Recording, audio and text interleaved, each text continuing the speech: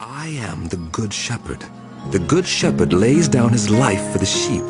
The hired hand is not the shepherd and does not own the sheep. So when he sees the wolf coming, he abandons the sheep and runs away. Then the wolf attacks the flock and scatters it. The man runs away because he is a hired hand and cares nothing for the sheep. I am the good shepherd.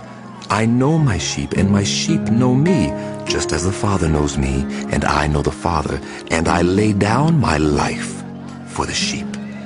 I have other sheep that are not of this sheep pen. I must bring them also. They too will listen to my voice, and there shall be one flock and one shepherd. The reason my Father loves me is that I lay down my life only to take it up again. No one takes it from me, but I lay it down of my own accord. I have authority to lay it down and authority to take it up again. This command I received from my Father.